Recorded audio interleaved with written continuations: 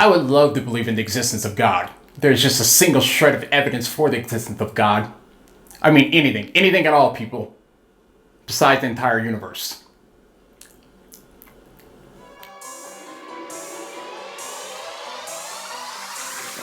Very few things in this world make some people hate you instantly. Among them, like being successful, or asking Kanye West to run for president, or making videos on the existence of God. Before I started this channel, I knew that there was going to be a lot of people who would hate me, even before I got a chance to tell them how wrong they were, which is really unfortunate for them. I mean, the comments I get on lighthearted videos, you would think I was making videos talking about their mothers. But with this topic comes haters, and with haters comes a lot of free time to emotionally vomit all over the comment sections on videos. And in these comments, you'll see the claim that there's no evidence for the existence of God. To be clear, this isn't an atheist thing. This is an ARCS and a DSO thing. I have a lot of atheist friends, like my friends over at Real Atheology, who are careful thinkers, they're smart, they don't make claims like this, and they can talk to religious people without losing their minds. So I personally noticed an increase of people who would say that they would love to believe in God if there was just a single shred of evidence for the existence of God. But 9 out of 10 times when you try to give them evidence, something disappointing happens. It doesn't matter what you show them, they usually say something like, it's not evidence. That's not evidence either. Nope, not evidence.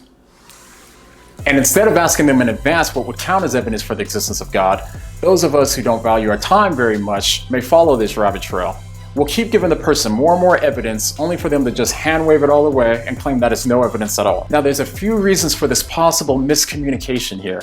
Let's just discuss a couple of the most common.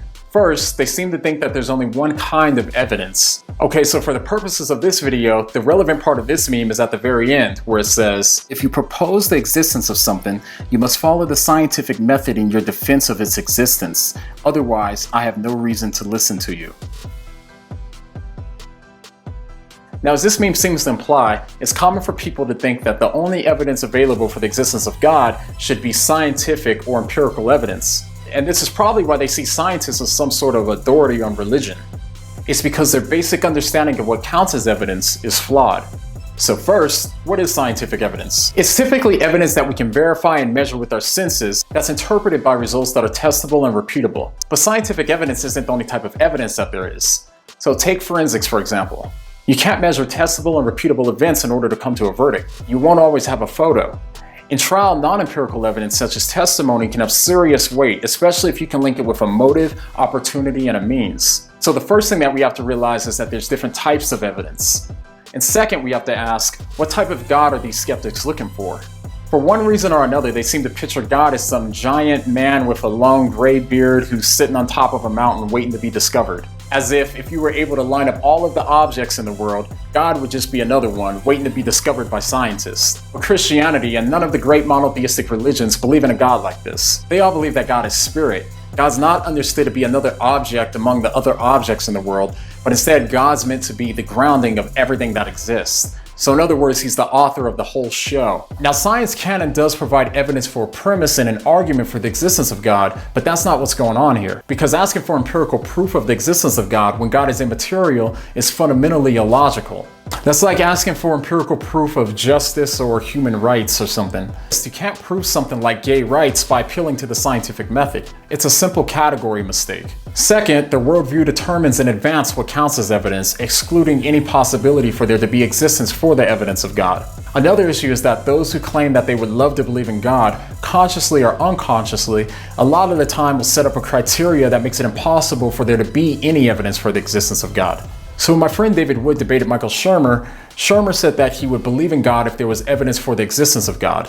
But according to Shermer at other times in the debate, he claimed that any evidence that we could find for the existence of God, we could also attribute to super advanced aliens. He said that we wouldn't be able to distinguish if it was really evidence for the existence of God or if it was super advanced aliens. So basically, even though he said he would believe in God if there was evidence for the existence of God, there isn't any possible evidence that we could have for God's existence, because then we could just say that it was aliens or something else. So therefore, in Shermer's criterion, there couldn't possibly be anything that would count as evidence for the existence of God.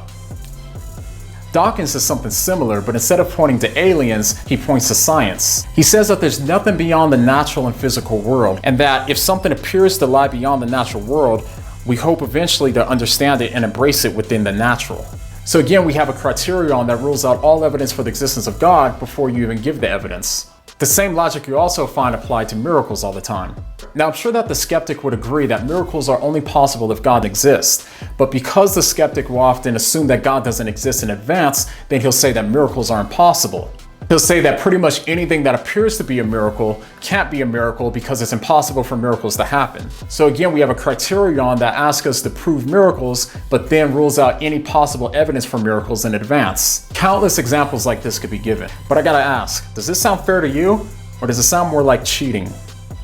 If our criterion is set up where literally nothing can count as evidence for the existence of God, then is this criterion really set up for skeptics to find the truth? Ironically, those with this setup are usually the same people who say that religious people can't see the evidence for things like evolution because their worldview gets in the way. And here they are. And lastly, the problem is not really the evidence. Now, for some of them, if you show them evidence, you'll find that they don't really mean that there's no evidence for the existence of God. Instead, what they mean is that the evidence that you showed them doesn't personally persuade them. What they really mean is that they don't find the evidence personally convincing. But if this is the case, then it's really about their personal psychology. It's not really about the evidence. And if a person is defining evidence to mean anything that will change their personal psychology, then that would require you to delve into their conscious and their unconscious reasons for rejecting the existence of God. These reasons could be intellectual, they also could be emotional reasons, such as they had bad experiences with religious people. Maybe they simply didn't like the religion that they were brought up in, or they were raised by some weirdo, strange religious people, or they were treated poorly at church, or any number of reasons. There could also be social reasons involved, such as they found themselves liking non-religious people more and wanted to be more like those non-religious people. Or maybe they were persuaded by the British accents of the pop atheists and mistook that for thinking that they had brilliant arguments, or whatever.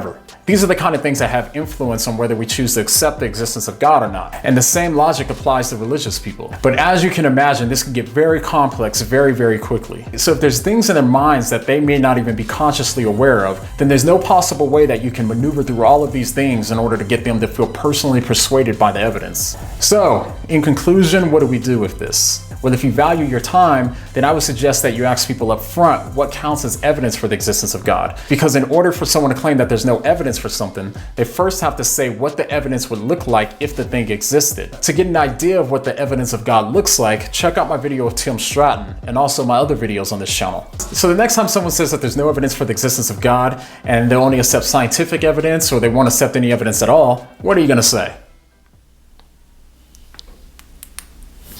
What do you mean?